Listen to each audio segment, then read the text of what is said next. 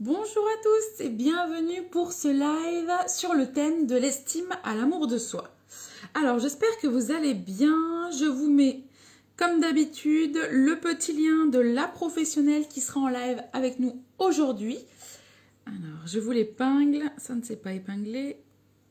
Alors hop, je vous le réépingle, voilà.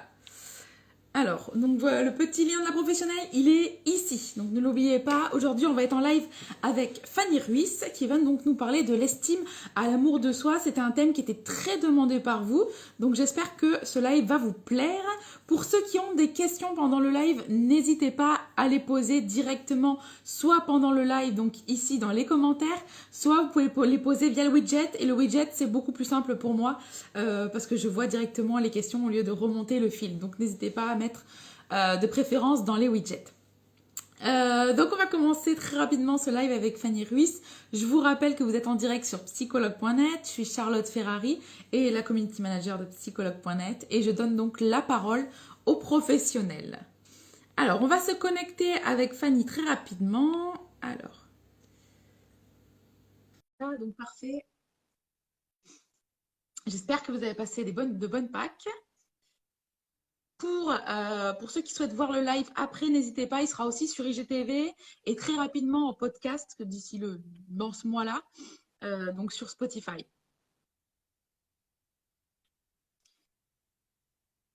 Merci pour vos encouragements, c'est gentil. Ouais. Les nouveaux formats, j'imagine que c'est les reels. Alors, on a des pour, on a des contre pour les reels. Ça plaît à certains et à d'autres moins. Mais voilà, c'est aussi l'avantage de faire différents formats, c'est que on peut plaire au plus grand nombre. Alors, Fanny. Alors Fanny, je t'ai envoyé la demande.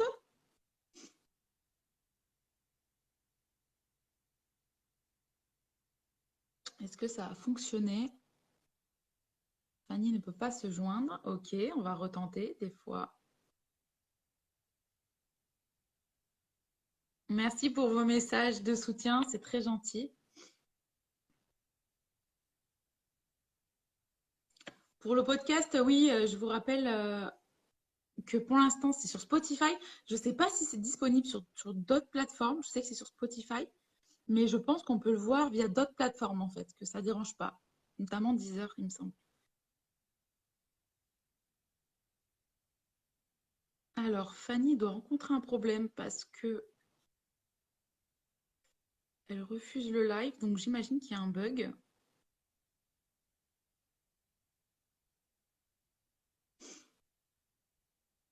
Fanny, si jamais tu as un problème. Ah, ça y est. Bonjour. Bonjour Bonjour Fanny. Charlotte. J'ai eu une petite peur en me disant peut-être que c'est une question d'actualisation du téléphone des fois. Mais non. Non, j'ai fait plusieurs demandes, ça a bugué, mais bon, c'est pas D'accord. un souci. Ça va. C'est pas grave. Le principal, c'est qu'on soit là en live. Merci Fanny d'avoir accepté ce live sur de l'estime à l'amour de soi. C'est un live très Je te attendu. Bah, comme on remercie. peut voir, on est plus de 200 là. Donc, il y a du monde, il y a du monde. Ah, Euh, c'est un sujet qui plaît en général, en tout cas qui est important. Mm. Exactement, exactement. Et avant donc de commencer ce live, Fanny, je vais te demander de te présenter, s'il te plaît. Oui, alors moi je suis psychopraticienne essentiellement, j'appartiens au courant humaniste. Je fais des thérapies plutôt émotionnelles et relationnelles essentiellement. J'ai un côté aussi où je suis formatrice à la qualité relationnelle. Je travaille autour de l'écoute et de la communication non violente aussi. Et là, je suis en cours de... Enfin, non, le livre est fini, mais je suis presque auteur, donc il devrait sortir d'ici un mois ou deux. Un livre sur l'intelligence émotionnelle. Donc voilà, donc je l'ai finalisé et il est en relecture et il devrait bientôt sortir. Voilà, donc c'est une nouvelle aventure. Très beau projet, ouais, Fanny, bravo, bravo à toi. Donc on va revenir où on en était, Oui. c'est-à-dire de l'estime à l'amour de soi. Alors justement, Mm. Fanny, comment se forme l'estime de soi? Oui, alors l'estime, elle se forme pendant l'enfance, d'accord? Euh, il y a plusieurs choses, mais la grosse base, le plus essentiel, le socle, c'est vraiment le système d'attachement. J'imagine que vous en avez entendu parler, mais vous savez, on a un système d'attachement enfant avec nos parents, donc, qui est soit sécure, soit insécure. Et en fait, la grosse base vient vraiment de l'estime de soi, vient vraiment de cet attachement quand il est sécure. D'accord? D'accord. Pour qu'il soit sécure, il y a plusieurs choses. C'est essentiellement, l'enfant, en fait, il a besoin essentiellement de se sentir aimé et accepté tel qu'il est. Et ça passe par un accueil de ses émotions, l'accompagner dans la régulation de ses émotions, par être à l'écoute de ses besoins et pouvoir les nourrir. Alors quand je dis les nourrir, c'est pas forcément dans la totalité. Ouais. Souvent, il y a des parents qui, voilà, quand ils entendent ça, ils sont des formations, ils travaillent sur eux et puis il peut y avoir une petite pression en fait à se dire oh, je suis pas un parent parfait. Non, c'est pas ça. On ne demande pas Oui. à être parfait. C'est d'être, comme on dit en psychologie, un parent suffisamment bon. Donc du coup, ça veut dire de nourrir l'essentiel des besoins de l'enfant. Et si jamais il a des frustrations, ça signifie aussi d'être en capacité de les accueillir et de ne pas le laisser seul avec ses frustrations. Parce que bon, je l'ai dit plusieurs fois dans d'autres lives et j'imagine que c'est ressorti dans d'autres lives avec d'autres thérapeutes, mais l'enfant, il peut pas réguler ses émotions tout seul. Il faut que l'adulte le fasse pour lui. D'accord. Donc voilà, ça c'est le gros de l'attachement sécure. Et il y a une autre chose qui est importante pour la sécurité de l'enfant, c'est d'avoir un cadre sécurisant. Un cadre sécurisant, c'est ni trop laxiste, ni trop rigide. Alors ensuite, chaque famille a ses valeurs, a son système et va poser son cadre. Donc voilà, il y a pas encore une fois de modèle parfait, mais le trop laxiste, c'est pas bon. L'enfant, ça le perd et c'est là où il va demander, être en colère, tester les limites, il est pas à l'aise. Et le trop rigide, il se sent enfermé, il peut pas s'épanouir et se développer et se sentir libre. Donc c'est vraiment entre les deux. Un cadre sécurisant, ça signifie qu'on pose un cadre qui est extrêmement clair, extrêmement cohérent, qu'on n'y déroge pas sur les points les plus essentiels et qu'on l'explique aussi à l'enfant. C'est-à-dire de pouvoir lui mettre du sens. Si on dit juste bah, c'est le cadre et c'est ça et que l'enfant il comprend pas quel sens ça a, il va pas l'accepter. Et à l'intérieur de ce cadre, bah, il y a de la souplesse, il y a de l'amour, il y a de l'accueil émotionnel, etc., etc. D'accord. Donc finalement, cette Voilà. estime de soi, elle provient de cet attachement. Oui, essentiellement de cet attachement. La deuxième chose, c'est ce qu'on appelle le renforcement positif. Je sais pas si tu en as entendu parler. Il y a renforcement positif et négatif. Et le renforcement positif, c'est tout ce qui va être de l'ordre de l'encouragement, de la valorisation. Donc du coup, là, c'est les parents, mais pas que. Il y a le reste de la famille, Ah, il y a l'école. Des fois, on a un super attachement dans la famille, donc une base plutôt bien. ouais. Mais un enfant peut vivre des traumas à l'école avec un prof ou des profs. Si ça se répète et que bon voilà, il y ait plusieurs heures par jour, ça peut être aussi extrêmement boum, ça peut lui faire chuter son estime de soi. D'accord. Donc le renforcement positif, voilà, il est hyper important dans le côté encouragement. C'est pas positif pour être positif. Euh, c'est c'est vraiment pouvoir l'encourager, se sentir fier de lui, lui exprimer. Enfin, c'est ce genre de choses. D'accord. Et c'est pas juste tu vas y arriver, ça marche pas, c'est même plutôt négatif. Parce que si l'enfant il croit pas en lui, il croit pas en lui, c'est plutôt voilà de pouvoir l'accompagner encore une fois dans ses émotions et d'être optimiste et de pouvoir dire ah ben moi je suis fière de toi, regarde là t'as peut-être 8 mais avant t'avais 4 donc là t'as fait un pas. Enfin c'est plutôt ces genres de petites choses. D'accord. Donc ça c'est hyper important.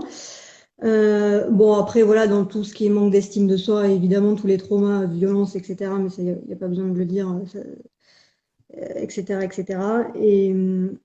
Et j'aime bien mettre des petites nuances, c'est-à-dire qu'ensuite, ça dépend aussi des personnalités, pour finir de répondre à ta question.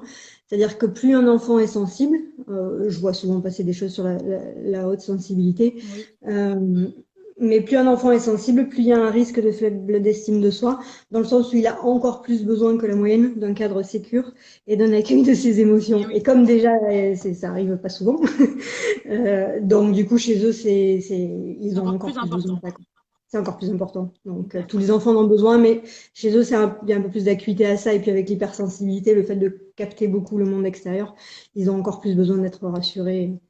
Et voilà. D'accord. Donc, ça, c'est pour l'estime de soi dans D'accord. Et l'enfance. finalement, Oui. donc les hypersensibles, ils ont Mm. plus de chances d'avoir une mauvaise estime d'eux, alors, c'est ça? Oui. Et en même temps, ça dépend encore du cadre. Si les parents, ah oui, j'ai oublié de dire ça, mais ça c'est quand même hyper important. Oui. Si les parents déjà bon font l'accueil, sont dans un attachement sécure, l'hypersensible il va gérer tout ça. Il y a plus de risques, mais quand même ça va. Après encore une fois, comme je disais, il y a des risques dans le monde extérieur, mais ça c'est la vie. Et puis ensuite, s'il a été blessé par un prof, etc. Quand l'attachement est sécure avec les parents vont récupérer la chose, donc ça va le blesser, mais ils vont l'accueillir, donc ça va aller. Mais oui, il y a un peu plus de risques. Et ce que j'ai oublié de dire, c'est que en fait, l'enfant, il apprend aussi par mimétisme. Ouais. C'est-à-dire que quand le parent lui-même, il sait réguler ses émotions, quand lui-même, il est en cohérence avec lui-même, quand lui-même, il a une très bonne estime de lui, naturellement, l'enfant, il va prendre de ça. Donc, si le D'accord. parent, il a une mauvaise estime, il le sent. Enfin, c'est intuitif, mais ça peut pas, quoi. D'accord. Donc en effet, oui, Voilà. faut pas sous-estimer le mimétisme chez l'enfant qui est quand même assez important. C'est pas sous-estimé, c'est quasiment que ça. Ouais. D'accord. Faut plutôt le surestimer, celui-là. Non, non, enfin, l'adulte est un modèle. En fait, vous pouvez dire ce que vous voulez à un enfant, Oui. même si c'est hyper positif, s'il sent que c'est pas cohérent, il va pas prendre. Donc, c'est pas des mots, en fait, qui est important, c'est la posture de l'être de l'adulte, hein. Donc, oui, c'est quasiment que du mimétisme. D'accord. C'est très, très Merci important. Fanny de nous le rappeler. C'est vrai. Alors Fanny aussi, quels sont les comportements des personnes qui ont une faible estime de soi finalement? Alors, il y a plusieurs choses. Alors, c'est vrai qu'une fois adulte, devenu adulte, ces enfants, ça va dépendre des domaines, des secteurs, d'accord? Si on est dans le domaine sentimental, par exemple, on va se retrouver souvent avec des gens qui sont dans un schéma de dépendance affective ou Mhm. de hyper-indépendance. Mais en fait, c'est la même chose, c'est la dépendance affective aussi, hein. C'est juste qu'elle prend une autre forme. D'accord. Mais c'est la même chose. Pourquoi? Parce que c'est en lien avec l'attachement sécure. Quand on a eu un attachement insécurisant, vous savez, il y a plusieurs modèles. Il y a le modèle du fuyant évitant, donc c'est celui qui va devenir hyper indépendant sur les relations. Il y a le modèle du dépendant anxieux, donc lui, il va plutôt s'accrocher aux gens. Et donc, du coup, le risque, c'est bah, voilà, de ne pas avoir une vie relationnelle et affective très épanouissante. Donc ça se voit ça c'est le comportement plutôt affectif. D'accord. Dans le travail, beaucoup, ça va être le syndrome de l'imposteur. C'est hyper fréquent. Le syndrome de l'imposteur, pour rappel, c'est quand quelqu'un réussit, Mhm. mais en fait, il est tellement persuadé qu'il est mauvais, qu'il est nul, etc., qu'il peut pas y croire. Donc, comme il peut pas y croire, il attribue ses réussites sur, bah, soit c'est ses collègues, soit c'est les autres, soit c'est la chance, soit c'est le hasard, c'est la vie, mais c'est jamais lui. Ouais. Et en fait, plus il réussit, plus c'est pire. Et donc, du coup, c'est de l'extérieur, il peut y avoir une façade, des réussites et tout va bien pour les gens, mais à vivre intérieurement, c'est affreux parce qu'il y a un Ben sentiment oui. de peur tout le temps, d'être démasqué, c'est la peur d'être démasqué et de se dire un jour je vais être démasqué, un jour les gens vont voir que je suis un imposteur. Ce qui n'est pas vrai dans la réalité, il y a de vraies Bien capacités, sûr, hein. bien sûr. Mais la personne se vit comme ça et comme c'est comme si elle avait une épée de Damoclès sur la tête et que d'un coup on allait la démasquer et que son monde allait s'écrouler, quoi. Donc c'est vraiment affreux à vivre intérieurement, quoi. Donc ça c'est voilà, ça va être plutôt dans la sphère professionnelle. D'accord. Petit rappel d'ailleurs en parlant de ça, c'est que le plus grand prédicteur de la réussite, qu'elle soit scolaire ou professionnelle, c'est quand même l'estime de soi. C'est pas les capacités, c'est pas le QI. Et ça, on l'a bien vu en études. Alors oui, les gens au potentiel, malgré une très mauvaise estime d'eux, vont pouvoir s'en sentir parce qu'ils ont des capacités hors normes. Et donc, ils arrivent à composer. Mais chez des gens qui ont une intelligence normale, entre guillemets, moyenne, ça va être déjà plus compliqué, quoi. D'accord. Donc, ça, c'est important aussi à souligner. D'accord. Est-ce que tu as d'autres Euh, comportements du coup à dénoter? comment? Est-ce que tu as d'autres comportements à citer du coup sur cette faible estime? Oui, après des petites choses, ça va être tout ce qu'on appelle les traits de caractère, vous savez, du genre, oh, bah tiens, il est timide, elle est timide. Euh, j'ai envie de dire que c'est pas vrai, que la timidité n'est pas un trait de personnalité, de caractère, on n'est pas avec, ça n'existe pas. C'est juste un manque d'estime de soi. Et donc la personne n'ose pas, elle est très renfermée. Et je dis ça pourquoi aussi, ce qui est important, c'est si on s'enferme soi-même en se disant non mais je suis timide, c'est comme ça, ou si on enferme l'autre ou son enfant, non mais elle est timide, ou non mais mon copain ou mon ami est timide, on enferme la personne ou on s'enferme soi-même. Et le risque, c'est de se dire, ah bah tiens, je suis comme ça, c'est ma nature, donc je vais pas essayer d'évoluer, et c'est comme une fatalité. Sauf qu'en fait, pas du tout. Quand on prend l'estime de soi, quelqu'un d'extrêmement timide, il va devenir très à l'aise, et puis quand il est très à l'aise parce qu'il est bien avec lui-même, on pourrait pas imaginer qu'il y a 10 ans en arrière, il était timide. Donc voilà, il y a ce genre de comportements aussi qui sont révélateurs.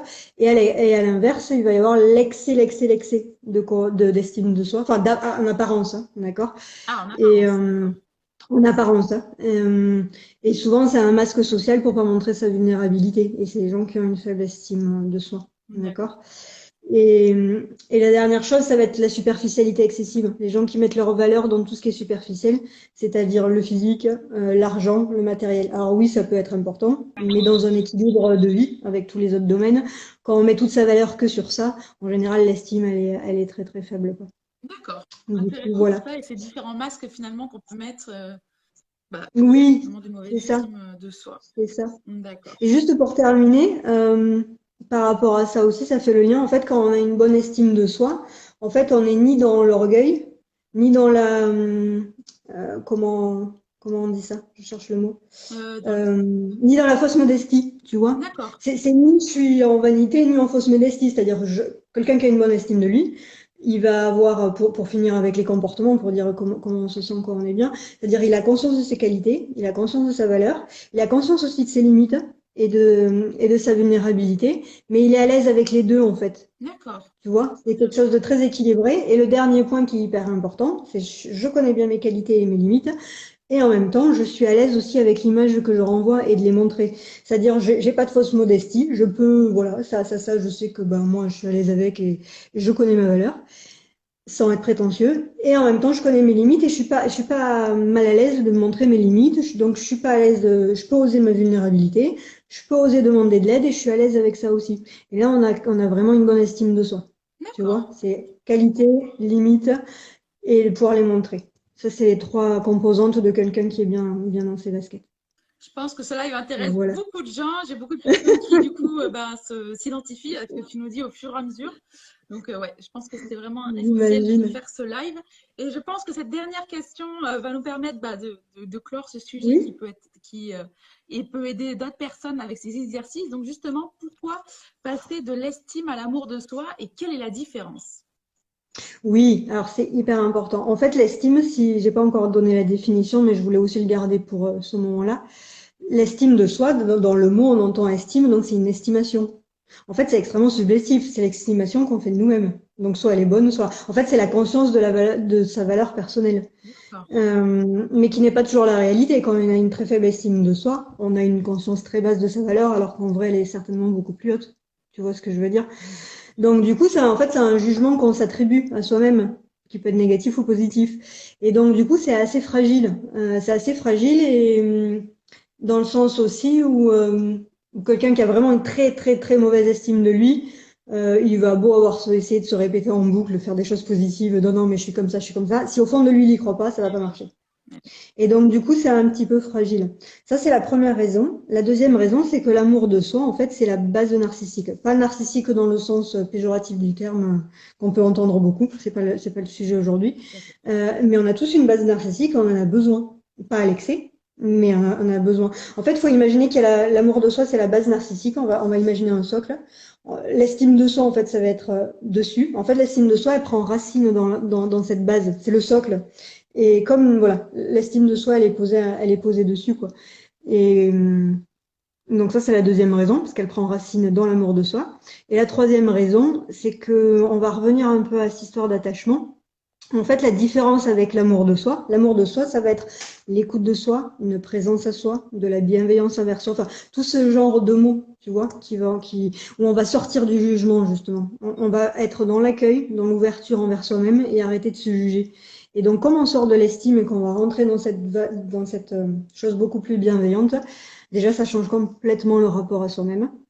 Ça, c'est la première chose. Et la deuxième chose, donc pour refaire le pont avec l'attachement sécure, je le rappelle, c'est quand on accueille aussi ses émotions, ses besoins, qu'on les nourrit, etc., etc. Alors ça, c'est quand on est enfant, mais quand on est adulte, on peut se le faire soi-même. Et c'est même, enfin, c'est pas qu'on peut, c'est on ne se doit que ça. Et pour l'autonomie et l'amour de soi justement. Et en fait, quand on est adulte et qu'on apprend à gérer ses émotions, à les réguler, à nourrir ses besoins, à s'y connecter, etc., etc., ça fait monter l'amour de soi et ça fait monter ce socle et l'estime de soi monte. naturellement avec, en fait, c'est extrêmement lié, c'est pas des choses compartimentées. D'accord. Je sais pas si c'était clair. Je pense que c'est assez clair. Je regarde ouais, les commentaires. Je pense que c'est assez clair. Estime, c'est le Donc voilà, juste pour redire rapidement, l'estime de soi, c'est lié à un jugement qu'on s'attribue de sa valeur. Et l'amour de soi, c'est de la bienveillance, de la présence, de l'écoute de soi. C'est assez différent quand même. Donc, on n'est plus dans le jugement. En C'était effet, ça en effet, l'important à retenir. en effet. Mm. Merci Fanny. Que tu voulais nous proposer quelques exercices aussi? Oui, bah, parce que ça revient souvent. Enfin, moi, je le vois en cabinet.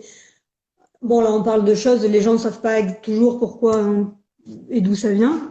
C'est important de faire le lien dans sa vie, dans son histoire personnelle.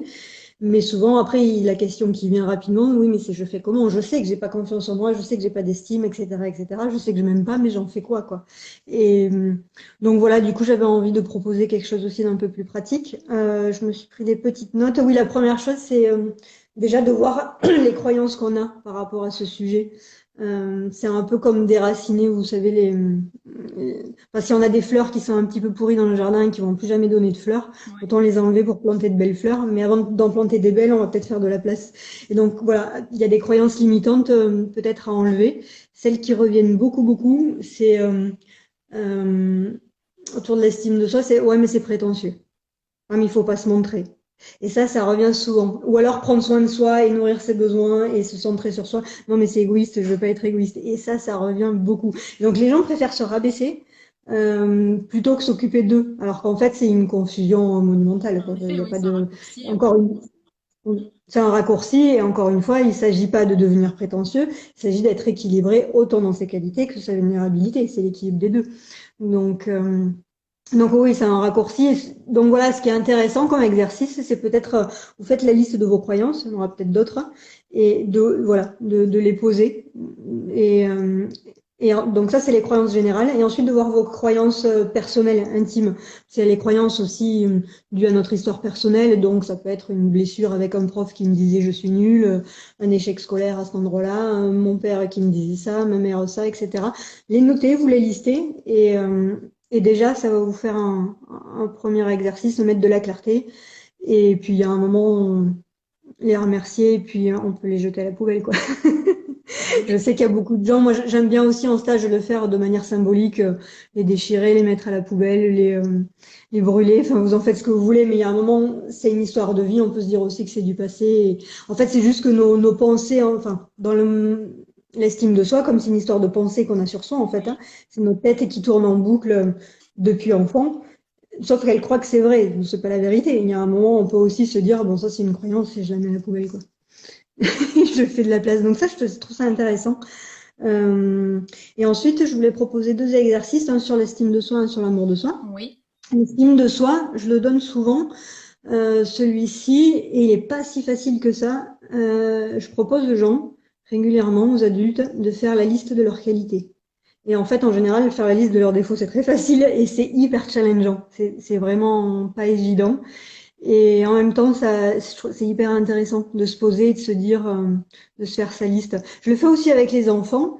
Et pour les enfants, je leur mets une petite liste à côté. Enfin, je les laisse chercher tout seuls, on voit ensemble. Et au bout d'un moment, je leur sors une liste de qualités et puis ils la lisent et puis ils disent, ah, mais j'ai ça, ah, j'ai ça, j'ai ça, j'ai ça, j'ai ça. Et en fait, quand ils voient qu'ils ont une trentaine de qualités d'être, quoi, vraiment, et qu'en fait, ça leur appartient. Et bon, voilà, l'enfant, après, ça va plus vite chez lui que chez l'adulte où c'est plus enraciné, mais c'est quand même intéressant. Et donc voilà, vous pouvez vous faire ce genre d'exercice, D'accord. la liste des qualités, la liste de vos valeurs. C'est hyper important de se connecter, de se relier à ses propres valeurs personnelles.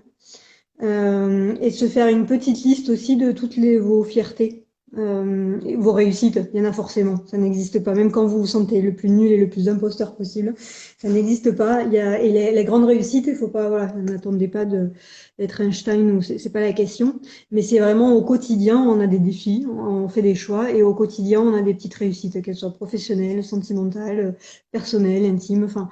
Et donc, faites votre liste, revenez sur ça. Et c'est important de revenir aussi et de voir le chemin parcouru. C'est bien de voir ce qui reste à faire, c'est important, sinon Ouais. on n'avance pas. Mais c'est bien de voir le chemin parcouru et de se dire, ah, mais j'ai fait tout ça quand même, quoi. Il y a 10 ans, j'étais pas dans cet état. Et ça, c'est important. Donc voilà, ça c'est pour l'estime de soi. D'accord, intéressant. Merci Fanny pour Et cet pour, exercice. je t'en prie. Et pour l'amour de soi, comme c'est connecté aux besoins, euh, ça serait de pareil faire un petit point au niveau de vos besoins et vous pouvez peut-être le faire par domaine en fait, domaine de vie. Euh, Faire un point déjà sur comment je prends soin de mes besoins corporels. Donc ça va être est-ce que je prends soin de moi de manière alimentaire, sportive, détente, sommeil, relaxation, enfin méditation, etc., etc. Euh, Est-ce que je prends soin enfin après voilà, ça c'est un point sur les besoins corporels. Puis comme ça, vous allez voir aussi où vous en êtes en fonction du type de besoin D'accord. et là où après il va falloir agir quoi.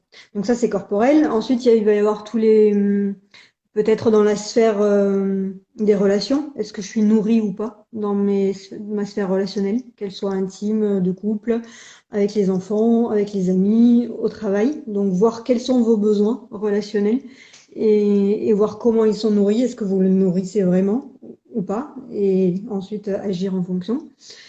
Il va y avoir tous les besoins au niveau intellectuel. Pour certains, c'est important. Est-ce que je me nourris intellectuellement? Et vous voyez, c'est vraiment de, voilà, de faire par domaine et de faire un petit point. Et ensuite, pour les gens qui ont une vie spirituelle, ça peut être voir aussi à cet endroit-là, au niveau énergétique, etc., etc. Donc, ça peut se faire en domaine de vie de cette manière-là. Vous faites un point en découpant votre domaine de vie. Et ça peut se faire aussi en prenant les besoins. Tu sais, c'est connu la pyramide de Maslow. Oui. Maslow, M-A-S-L-O-W. Mhm. Si vous connaissez pas, vous tapez sur Internet Oui, en pyramide de Maslow, vous allez appartenance, trouver. besoin Voilà. max. Voilà. Bah, c'est les besoins relationnels d'appartenance, ça revient à ça. Mais voilà, vous regardez ça. Et il y a toute une liste de besoins et vous pouvez les faire aussi avec cette pyramide et vous voyez quels sont vos besoins nourris, quels sont ceux qui sont pas nourris. Et quand vous voyez ceux qui sont pas nourris, ben vous essayez de réfléchir, à mettre en place des choses de manière à les nourrir. Ça fait énormément monter l'amour de soi et l'estime de soi. Enfin, l'amour de soi et par ricochet, hein. Donc moi je reviens toujours à ça, hein, besoin, besoin, besoin, émotion, besoin, besoin. Enfin, quand ça, c'est vraiment la base. Donc oui, il y a plein d'autres choses, mais comme c'est la base, Faut c'est travailler ça tellement déjà. solide après, hein. Donc D'accord, merci. voilà, Merci Lydia pour tous je t'en ces prie, exercices. Et t'as les merci qui pleurent. il y a du Merci boulot. beaucoup. Merci beaucoup. On va passer Je maintenant t'en aux prie. questions Oui, des personnes qui ont été posées. Alors, je suis désolée, Fanny, je préfère te prévenir. J'ai sûrement un livreur qui va venir. Donc, si tu vois que je suis en oui, mute et que j'enlève la vidéo, c'est normal. Reste en live, réponds aux questions. ok, Je préfère te prévenir que partir direct, tu vois. Mais voilà. pas de souci. Alors, on a Isaac qui nous dit, peut-on avoir confiance en soi sans avoir une bonne estime de soi? Et non, pas exactement. Alors, la confiance en soi, c'est une composante de l'estime de soi. Si je reprends mon dessin, enfin mon schéma que j'ai imaginé, l'amour de soi, c'est le socle. Là, on va faire une boule, c'est l'estime de soi qui prend racine dedans. Et la confiance en soi, c'est une partie à l'intérieur de voilà, de cette estime de soi. Donc du coup, c'est pas évident. Alors après, la confiance en soi, elle est pas liée que à ça. Elle est aussi, ça dépend des domaines. Il y a des domaines où on est hyper expert, on va se sentir en confiance. Il y a des domaines non. Donc ça peut passer. Euh, mais ça va rester fragile, quoi. Ou alors ça va rester circonscrit à vraiment quelques domaines. Tiens, là, je suis bon au piano, je suis bon en ça, je suis bon en ça, mais le Oui, reste, je suis mal dans la peau, quoi. Donc c'est quand même difficile.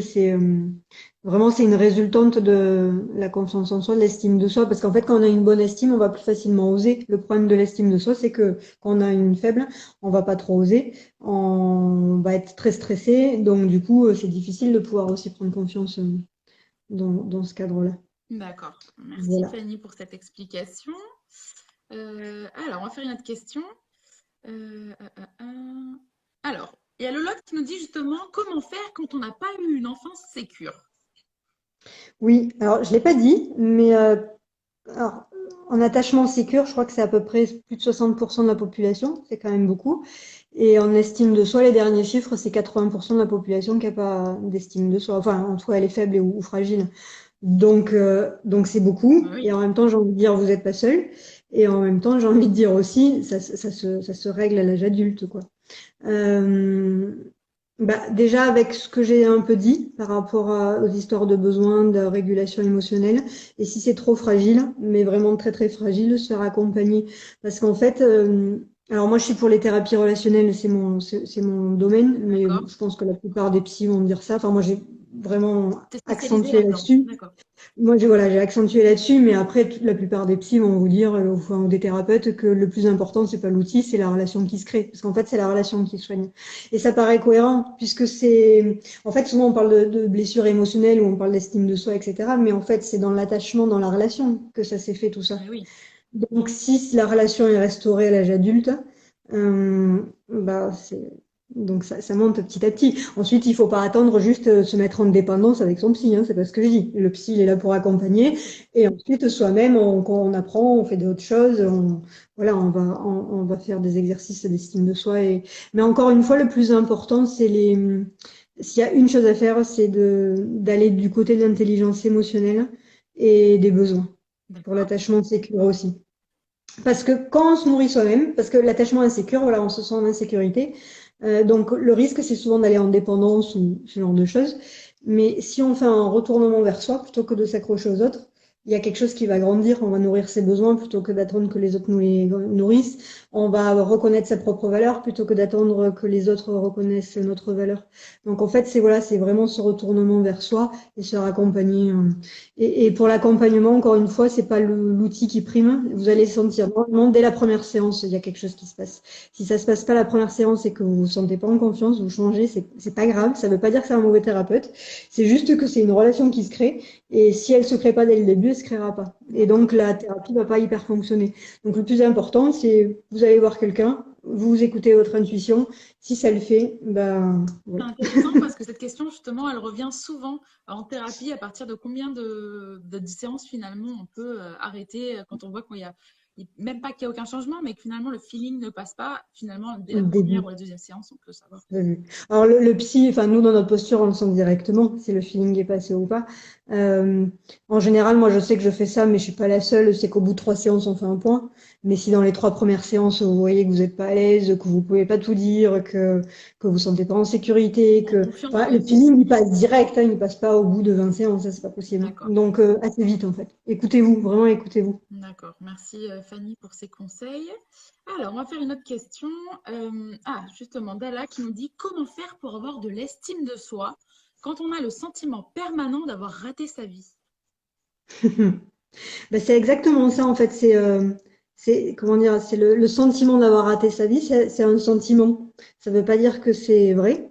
Et en même temps, on peut pas dénier ce sentiment. C'est-à-dire qu'il est là, il est là. Mais ce que j'ai envie de dire, c'est qu'il est un peu dans sa tête, même beaucoup.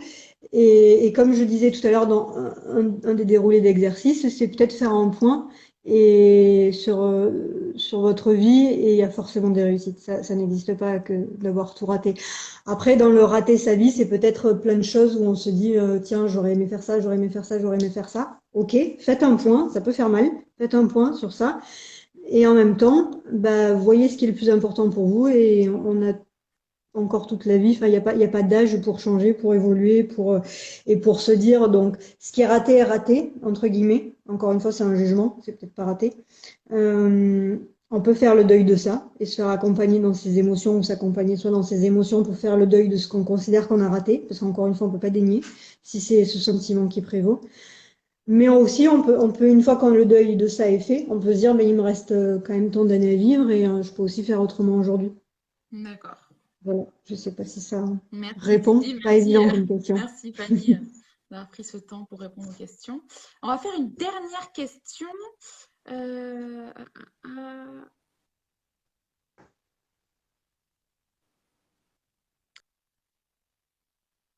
euh, alors, intéressant, Audrey qui nous dit, j'ai moi-même mes blessures d'enfance à gérer et très franchement, je ne m'épanouis pas.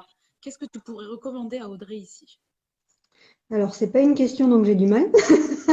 Alors, j'ai moi-même mes blessures d'enfant à gérer et très franchement, je ne m'épanouis pas. On peut pas s'épanouir avec des blessures d'enfant parce que ça nous habite à l'intérieur et ça prend l'espace psychique. En fait, quand on a des blessures d'enfant, on va mettre des mécanismes d'adaptation en place, ce qu'on appelle les mécanismes de protection.